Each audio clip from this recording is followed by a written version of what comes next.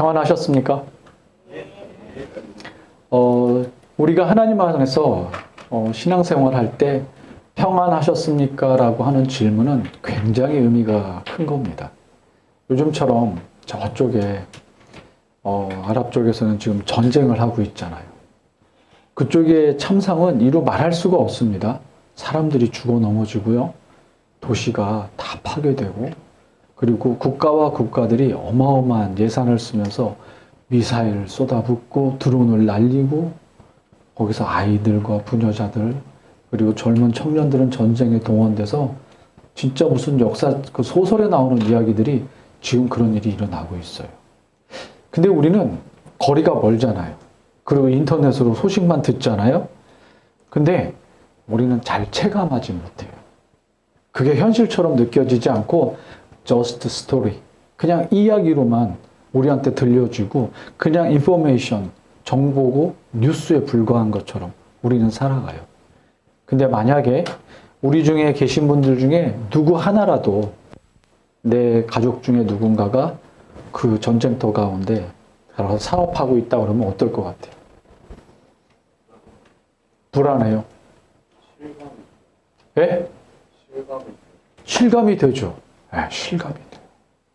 사실은 제가 청년부 사역을 할 때 가르치던 지금 40대 제 사업가 제자가 있습니다.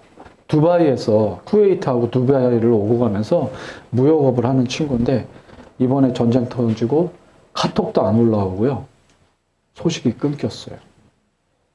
걱정돼요. 제 가족도 아니고요. 그냥 그 친구 20년 전에 가르치던 후배인데 걱정돼요. 여러분들 굿네이버스 같은 데에서 그 흑인 아이들, 까만 애들이 막 파리가 날아다니고 얼굴에 붙어가지고 막 엄마 젖을 못 먹어서 막 이 갈빗뼈가 다 드러나고 막 피골이 상접해가지고 막 죽어가는 모습을 보잖아요. 그게 어때요, 보면? 처참하죠.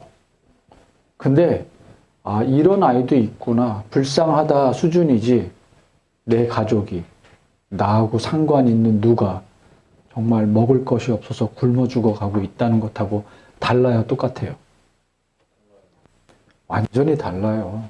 완전히 달라요. 제 바로 밑에 남동생이 지금 목회를 하고 있습니다. 동두천에서 목회를 하고 있는데 그 친구가 처음에 교회를 개척해가지고 교회 사역을 시작하는데 돈이 없었어. 애들 옷을 못 사주고 제 조카가 여기가 찢어진 바지를 그냥 입고 돌아다녔어요.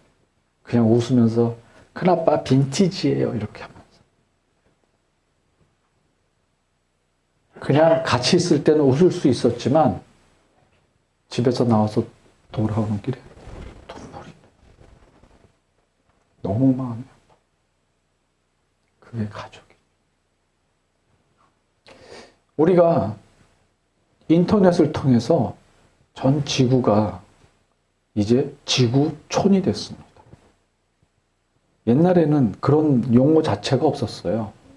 지구촌 이런 말이 없었어요. 저 지구 건너편에 누가 사는지도 몰랐고 무슨 일이 일어나는지도 몰랐고 그 소식을 알려면 그 동네 가가지고 그 동네에서 발간되는 뉴스를 사서 봐야, 신문을 사서 봐야 무슨 일이 아는 시대가 됐는데 이제 관심만 조금만 쏟으면 뭐 10초, 20초면은 저 지구 반대편에서 무슨 일이 일어나는지 영상으로 보는 시대가 됐어요. 진짜 지구촌이 된 거예요. 정보는 순식간에 접하고 우리가 상황도 사실도 다 알고 있어요.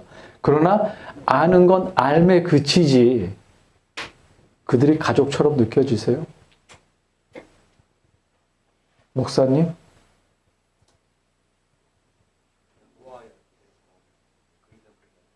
그죠? 그 이상, 그 이하도 아닙니다. 나하고 상관이 없죠. 그러나 상관이 없나요? 이석주 형제님, 그들 전쟁 터져가지고 우리가 지금 제일 심각하게 겪고 있는, 정말 절감하고 있는 거 뭐예요? 기름값이에요. 저 어저께 1970원 1970원 기름 넣고 왔어요. 1,700원짜리 있어요?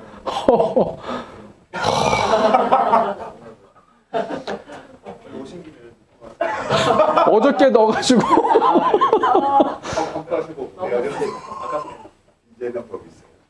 지금 그렇죠.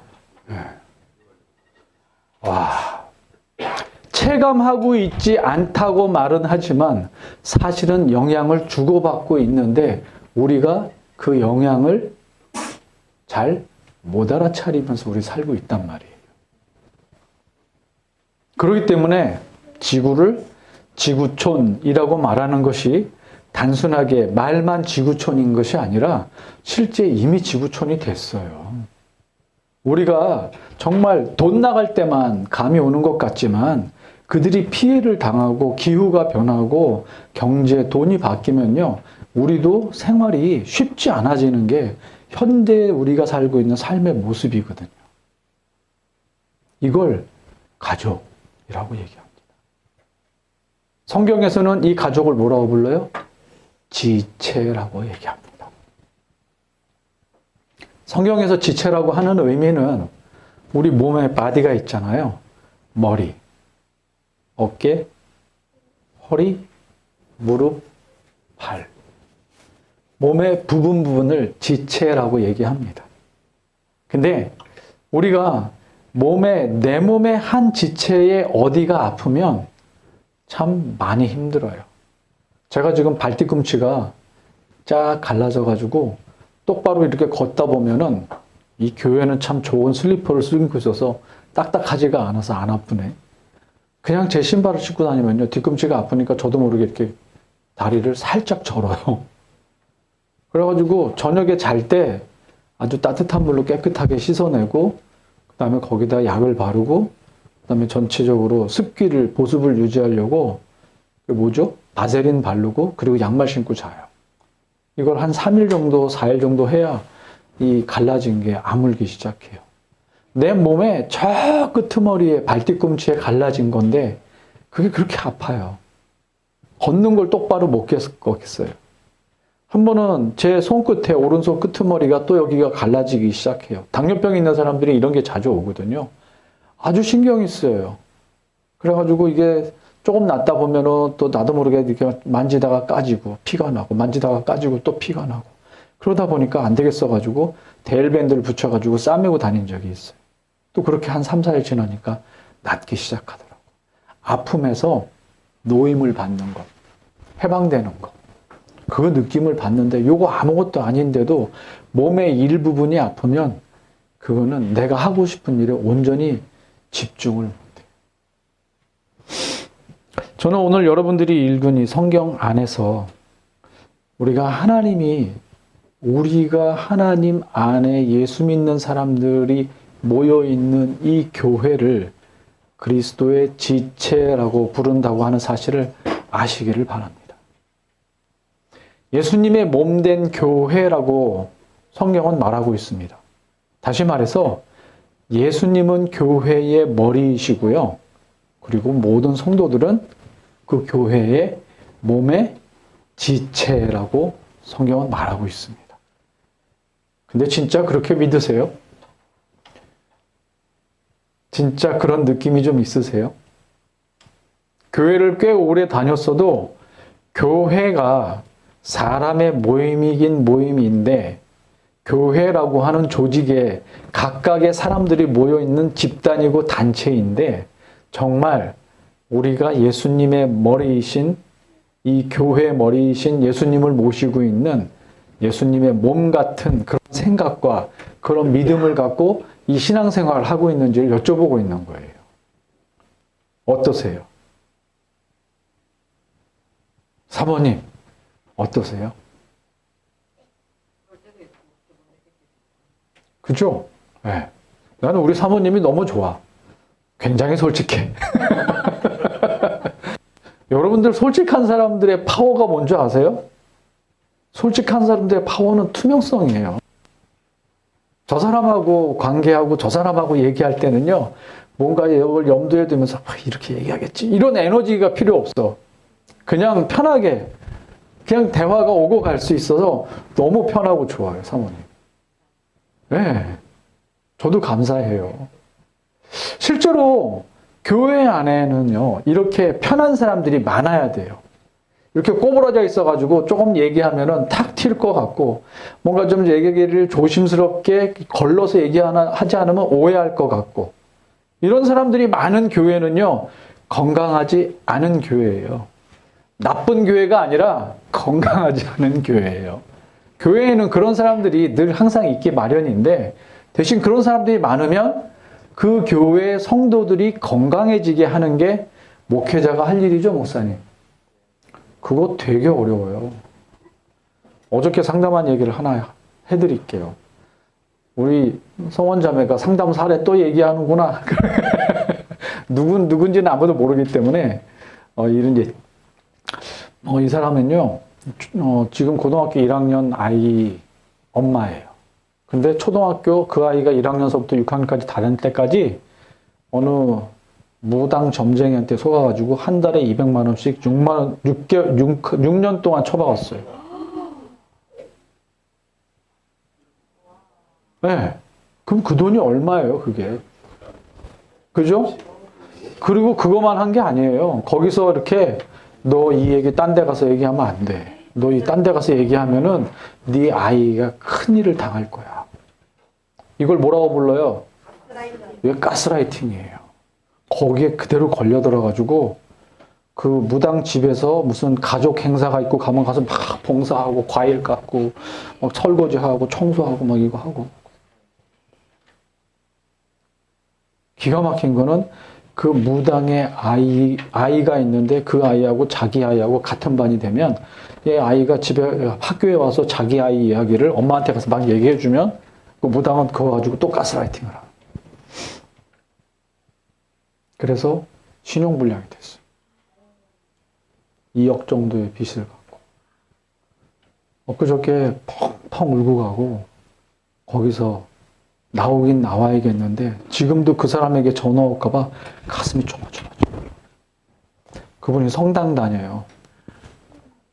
그래서 이 문제는 그냥 단순하게 누구에게 사기를 당했다 이런 문제가 아니라 당신의 영혼을 그 사람이 가스라이팅 하면서 딱 잡고 심리적으로도 위축되고 이러지도 저러지도 못하게 하는 두려움에 떠는 삶을 살게 했기 때문에 이게 영적인 문제다.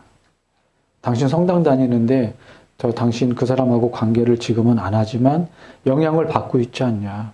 그리고 거기 가서 이렇게 굿도 했어요, 굿도. 그래가지고 그분이 죄책감을 느끼면서 그 성당에서 교사로 이렇게 사역도 하고 그랬었는데 그것도 다 못하게 안 하고 있고 막 그래요. 저는 그분의 이야기를 들으면서 이분에게 제일 필요한 게 뭘까? 뭐가 제일 필요해요? 사모님? 위로? 공감? 위로와 공감은 당연히 필요해요. 이 사람은 일단 거기서 나와야 되잖아요. 근데 지금은 몸은 나왔어요. 근데 마음과 영혼이 아직 못 나와서 그 사람한테 전화 오면 부들부들 또 내가 뭐라 그러지? 또 뭐라 그러면 어떡하지? 뭐가 제일 필요할까요? 네? 울타리가 필요하죠. 울타리. 그러나 그 울타리는 분명히 그분이 다니는 성당이 울타리가 될 거예요.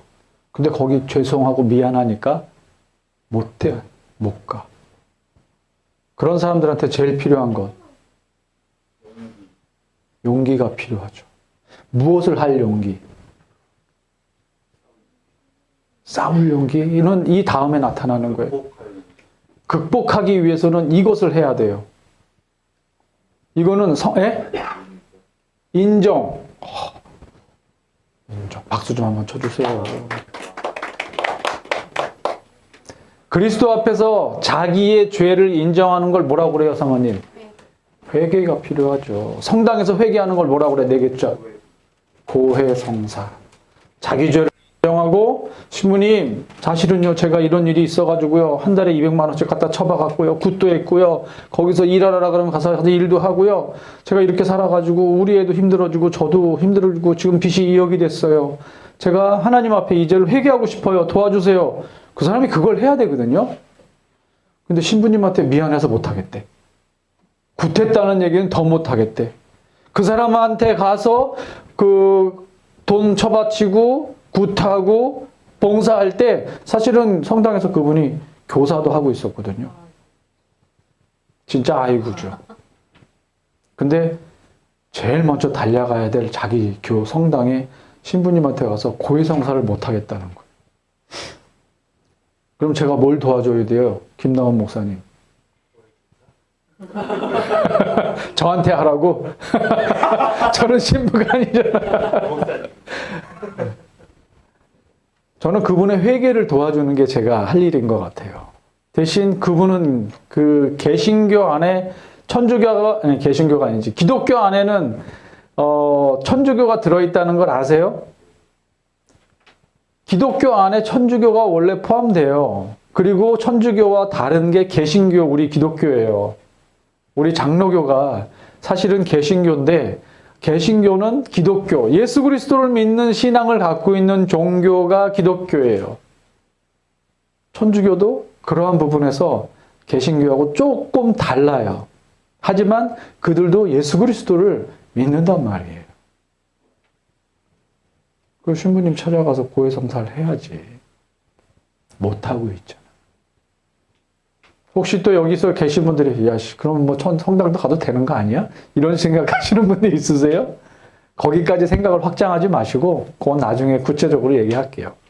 다만 그런 영적인 문제를 갖고 있는 사람들이 그 교회 공동체 안에 있을 때 교회 지체들 중에 예수 그리스도의 몸된 교회, 예수 그리스도를 머리로 섬기고 있고 각각의 지체된 우리 중에 아파, 힘들어, 죽을 것 같아. 근데 그 공동체가 나한테 뭐라고 할까봐 무서워. 미안해. 아무 말도 못해. 공동체 맞나요? 그 사람이 그렇게 거기 가서 자기의 죄를 회개하지 못하는 가장 큰 이유는 공동체에 대한 뭐가 없어요? 신뢰가 없는 거예요. 신뢰가. 저는 그 사실을 그 성당 다니는 분한테만 느끼고 있는 게 아닙니다. 우리 개신교회도 만만치 않습니다. 교회에 와서 하나님 앞에 지은 죄들이 있는데 그 죄를 드러내놓고 통성으로 기도하고 주님 제가 이런 죄를 지었습니다라는 기도하는 사람 본 적 있으세요? 평생? 있어요, 유리자매?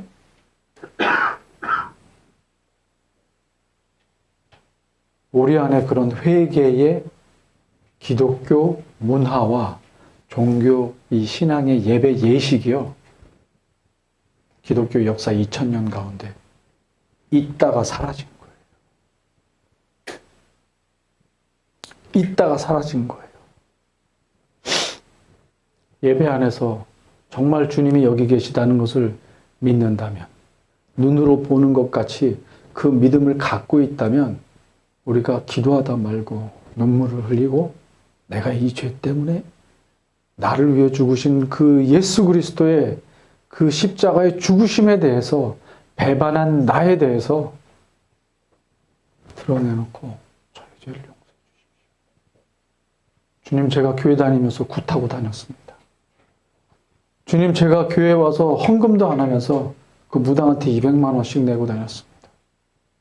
주님 제가 교회에 와서 교회 일들은 하나도 안 하고 무당이 시키는 일 하느라고 제가 바빴습니다. 라고 고백하는 사람들이 교회 안에 없단 말이에요.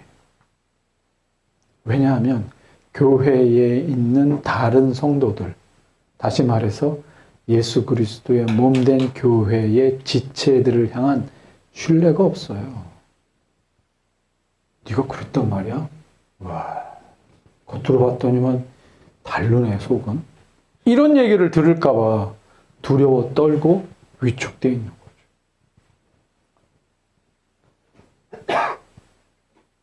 자기 죄를 고백하는 것은요, 내가 이런 죄를 지었습니다 라는 뜻도 있지만 누군가 내 앞에서 그 자기의 연약함을 드러낼 때 연약함을 드러내고 그 사람이 그 얘기를 들을 때 나를 비난하지 않을 거라는 신뢰를 표현하는 것이기도 합니다. 소원자매 맞지? 그 신뢰를 표현할 때 너 그럴 줄 알았다. 너. 그거는. 근데 그 신뢰를 교회가 키워주고 교회가 그 신뢰를 독려하고 그리고 그 신뢰가 깨지지 않게끔 하는 게 사실은 공동체가 계속 훈련하고 연습해야 되는 부분이죠. 오늘 성경 말씀을 같이 볼까요? PPT 띄워주실 수 있으세요?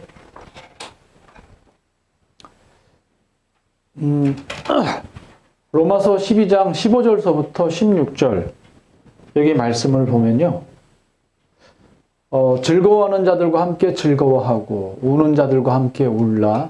서로 마음을 같이 하며 높은 데 마음을 두지 말고 도리어 낮은 데 처하며 스스로 지혜 있는 채 하지 말라. 우리가 교회에서 서로가 서로에게 즐거워하는 자들과 함께 즐거워하는 것까지는 어렵지가 않죠. 우는 자들과 함께 울 때요. 사람들은 두 가지로 구분이 됩니다. 한 사람은 우는 척하는 사람이 있고요. 또 한 사람은 진심으로 우는 사람들이 있습니다. 우리가 같이 살다 보면 석주형제 구분이 돼야 안 돼요. 왜요?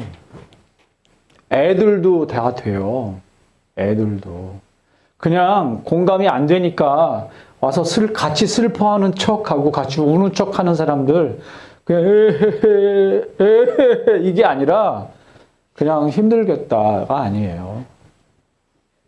그 무당한테 돈 갖다 준 사람이 이제 무당한테 잘 안 가고 그러니까 그 사람한테 전화가 왔어요. 당신 요즘에 왜 잘 안 와? 요즘에 좀 불손해졌네? 근데 그러다가 애한테 무슨 일 생기면 어떻게 가스라이팅 또 막 하는 거예요. 그래서 이 사람이 진짜 2억 빚이 생겨가지고 이제 신용회복위원회 해서 신청해가지고 이거 하는 과정을 설명했더니 그 무당이요. 아무 말을 안 하더래. 전화통화해서 조용. 그런 일이 있었어? 어떡하냐? 그때 이 사람이 느꼈대요. 나를 위해서 구술해줬거나 나를 위해서 도움을 준 사람이 아니었구나. 그동안 그 무당이 함께 울고 같이 슬퍼하는 척 해주는 거를 구분했어요? 못했어요? 못했어요. 오히려 위협과 협박. 너 이거 딴 데 가서 다른 사람들한테 얘기하면은 네 애들한테 큰일 날 줄 알아. 이런 무서운 협박에 두려워가지고 슬퍼하는 척, 우는 척 하는 거를 보지 못한 거예요. 그렇기 때문에 악한 영이라고 말하는 거예요. 그의 영혼을 사로잡아서 그의 감각을 마비시키고 그로 하여금 분별력을 상실하게 만들기 때문에 그게 악한 영인 거예요. 근데 교회 안에 그와 비슷한 사람들도 꽤 많아요. 공감이 안 되는 사람들이 있단 말이에요. 다시 말해서 한 교회는 다니고 있는데 서로가 서로에 대한 관심이 별로 없기 때문에 공감이 안 되는 거예요. 남이 얘기할 때는 잘 들으려고 해야 돼요. 제대로 알아들어야 돼요. 무슨 말의 내용인지를 알아듣고 그리고 나도 그 사람에게 정말 마음에 와닿을 수 있는 이야기를 하는 게 중요해요. 대신 억지로 잘 들어가지고 마음에 와닿게 얘기해야지. 그럼 진짜 안 들려요. 그 사람을 어떻게 바라봐야 될까? 지난달에 와서 세미나 했을 때 했던 얘기. 연민으로 바라봐야죠.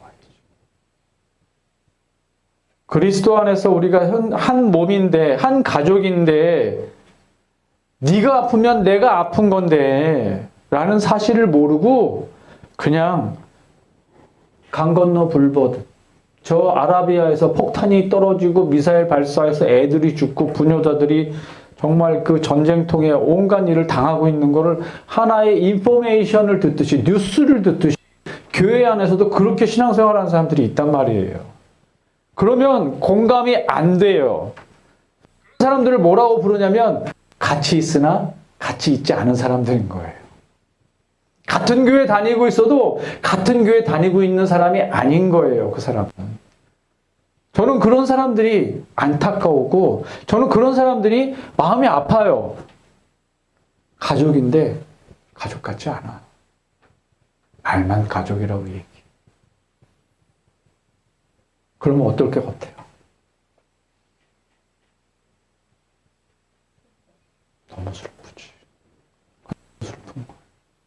그 슬픔을 아는 사람이 진짜 그 교회 가족이에요. 그 슬픔을 아는 사람이 그리스도 안에서 성경 말씀은 잘 못 외우고 교리도 잘 몰라도 그 슬픔을 아는 사람이 예수님의 참된 가족이에요. 바울은 이렇게 얘기합니다. 즐거워하는 자들과 함께 즐거워하고 우는 자들과 함께 울라. 무슨 뜻이에요? 울어라. 무슨 형? 명령형이에요. 서로 마음을 같이 하며 높은 데 마음을 두지 말고 무슨 형이에요? 명령형이에요. 도리어 낮은 데 처하면서 스스로 지혜 있는 채 하지도 말라. 무슨 형이에요? 명령형의 말씀을 하고 있어요. 이 로마서 말씀이요. 명령으로 말하는 이유가 있어요. 로마서는 로마 교회 사람들을 위해서 쓴 성경인데 이 로마 교회에는 로마인 이방인들과 유대인들이 함께 있었어요. 그래가지고 로마인들은 유대인을 보면서 저것들 문화도 없이 이제 싸구려.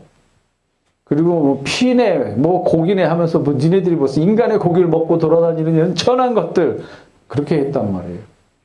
그리고 유대인들은 저것들은 하나님의 백성이 아니야. 이방인이야. 로마 교회에 다닌 사람들이 서로 그런 식으로 신앙생활을 했어요. 지체예요, 지체 아니에요? 지체가 안 된 거예요. 그래서 바울이 명령형으로 얘기한 거예요. 얘네 즐거워하는 자들과 함께 즐거워하고 우는 자들과 함께 울어. 서로 마음을 같이 하면서 높은 데 마음을 두지 말고 도리어 낮은 데 처해. 좀 겸손해. 섬겨.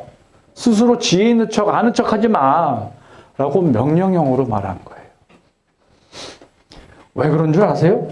왜 그렇게 말해야 되는지, 왜 이런 명령을 내릴 수 있는 건지 혹시 느낌 오세요? 고린도전서 말씀 띄워주실래요?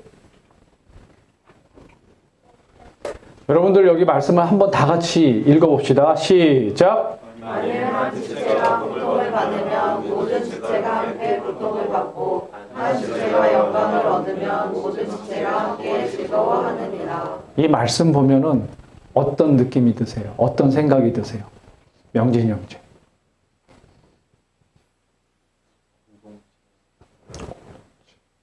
두 글자로 가족. 개인으로 말하면 두 글자. 개개인에게 말하면 한 몸.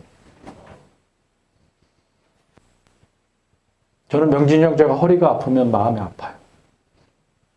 그냥 대용으로 말하는 게 아니고 제가 허리 디스크 수술을 한 사람이기 때문에 그 아픔이 뭔지.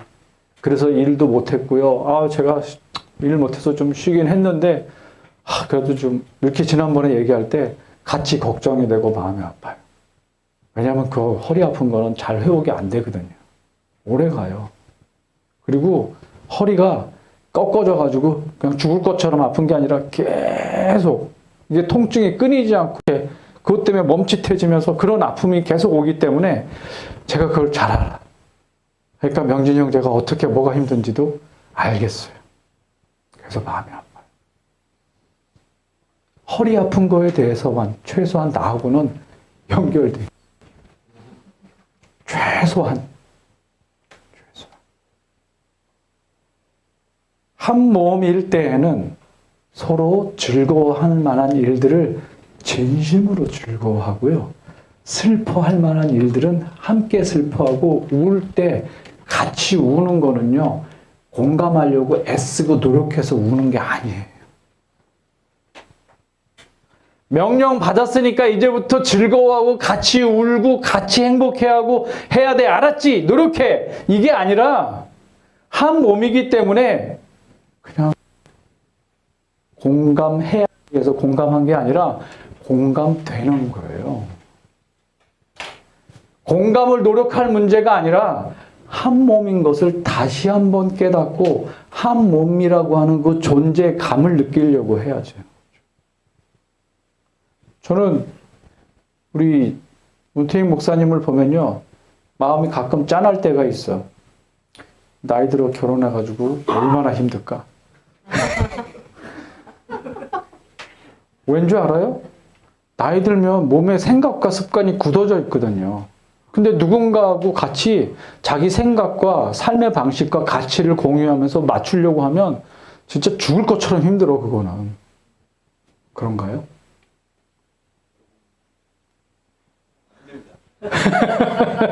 죽을 것 같이 힘든지 않대요. 그러니까 아직 아내를 무지하게 사랑하는 마음이 훨씬 큰 거죠. 우리가 이게 우스갯소리 같지만요, 사실은 대단히 놀라운 예수님의 신비예요. 처음 만났을 때는요, 머릿속에서 터지는 도파민의 힘으로 현재 당하고 있는 고통과 고난을 그렇게 크게 여기지 않을 그 허니문 시즌이 있단 말이에요. 그 힘으로 그때 서로 애틋하고 아름답고 행복하고 좋은 추억을 많이 쌓아서 현실을 이겨갈 수 있는 정서적인 힘이 쌓여야 돼요. 우리 사랑하고 있어. 이게 나중에는 어려운 일을 겪을 때 그 생각이 나서 이길 만한 힘을 제공해 주거든. 굳이 기도하지 않아도 그 애틋하고 행복한 추억이 많은 사람들은요, 넉넉하게 잘 이겨가요. 그들에게 위기가 찾아올 때 다른 사람들이 위기인 것도 그런 애틋하고 행복한 추억이 많은 사람들은요, 덜 힘들어져요. 굳이 기도 안 해도 다른 사람들은 막 울고 짜고 땅을 치고 울면서 기도해야 되는 문제도 그런 아름다운 추억이 많은 사람들은요, 나는 괜찮은데 하면서 그냥 술렁술렁 넘어갈 수 있는 힘이 있는 거예요. 기도하지 않아도에다가 방점을 찍는 이상한 사람들이 있습니다. 그런 뜻이 아니에요. 정서적인 역량이 되기 때문에 그냥 삶을 살아가는 거예요, 그 사람들은. 아름다운 추억, 행복한 추억, 좋은 기억을 갖고 있는 사람들이 갖고 있는 강점이 바로 그런 거거든요. 저는 여러분들한테 오늘 이 말씀을 드리고 싶어요. 여러분들이 예수님 안에서 한 몸이에요. 한 지체로서 한 사람 한 사람이 정말 아프지 말고 자기 일을 아름답게 열매 맺기를 제가 소망해요. 그냥 인간적인 바람이 아니라 그게 예수님이 원하시는 거고요. 그리고 이제 저도 조금 있으면 한갑이 다가오고 있으니까 저 젊은 친구들을 볼 때 그런 마음이 여기서부터 막 올라와요. 어저께도 결혼식을 갔어요. 오륜교회 집사람 친구 중에 한 사람이 딸이 있어서 시집 보냈는데 그 친구 딸도 보니까 28살, 우리 딸하고 거의 비슷한 나이. 그쪽에 신부 아버지가 집사람 친구예요. 들어가는데 그 신부 아버지 얼굴이 행복해가지고 기뻐가지고 이렇게 들어가는 게 아니야. 이미 눈물이 여기서 확 올라와가지고 웃고 있는 그 얼굴이 내 얼굴이더라고. 이걸 웃는데 눈물이 가득한 웃음. 가슴이 짠하죠. 가족이 그런 거 아니겠습니까? 가족. 교회에 나오고 있는 우리 성도들이 그 가족, 그 한 몸, 그 지체됨을 우리가 고백할 수 있어야 합니다. 목회의 방향은 바로 그리로 가는 겁니다. 우리 기독교인들의 신앙생활의 방향은 바로 그 한 몸임을 체험하는 데까지 가는 게 신앙생활의 목적입니다. 이제 결론 마치겠습니다. 저 좀 잠깐 보세요. 바울은 함께 즐거워하라, 함께 울라, 그리고 즐겁고 힘들고 어려운 일들을 같이 나누라 라고 명령형으로 얘기해요. 로마서에서. 그러나 고린도전서에서는 니네 한 몸이야. 원래 니네 한 몸이야. 예수님 안에서 한 몸이야. 지체가 고통을 받고 한 지체가 영광을 얻으면 모든 지체가 함께 고통을 받기도 하고 함께 영향을 받는 거야. 존재에 대해서 설명을 해주고 있어요. 교회 안에는 그 갈등이 항상 존재합니다. 몸인데, 한 몸인데 내가 당신의 고통을 알 것 같은데 잘 모를 때도 있고요. 어떤 때는 공감하고 알기 때문에 충분히 도와줄 수도 있습니다. 그러나 그게 될 때도 있고 안 될 때가 있는 상황이 늘 일어나는 게 교회 공동체예요. 왜냐하면 예수 그리스도를 통하여서 구원은 받았지만 삶의 스토리가 쌓인 게 없거든요. 이석주 형제님, 당신이 오시기 전에 여기 있는 사람들이 그 아저씨 안 와요? 사람들이 다 물어봐. 왜 물어봐요? 그러니까, 그분이 오시면 재밌잖아요. 같이 얘기도 좀 하고.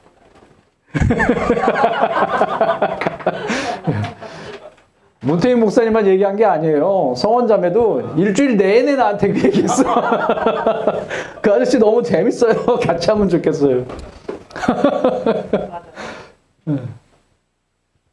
근데 저 이석주 브라더께서 지난 주 안에 몸살이 나가지고 하루 종일 일어나지도 못하고 누워있다고 온 사람이에요. 그런 내막을 모르잖아요.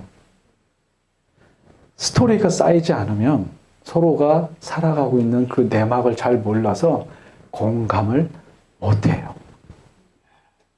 교회는 반드시, 우리 목회자들은 반드시 성도들이 여기 와서 서로를 신뢰하고 자기의 연약함과 아픔과 죄를 고백할 수 있는 환경, 서로의 지체됨을 확인할 수 있는 환경, 서로가 신뢰를 쌓을 수 있는 바로 그 환경 만들어가는 게 우리의 목회입니다.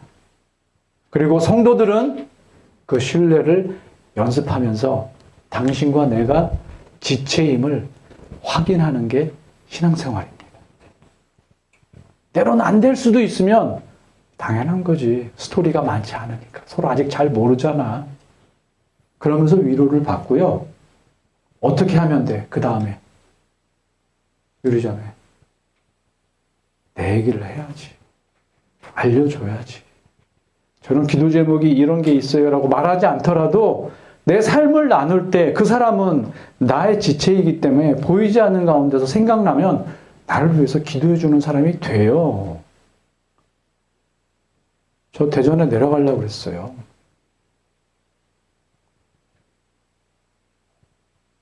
왜냐하면 저 친구는 제 친구거든요.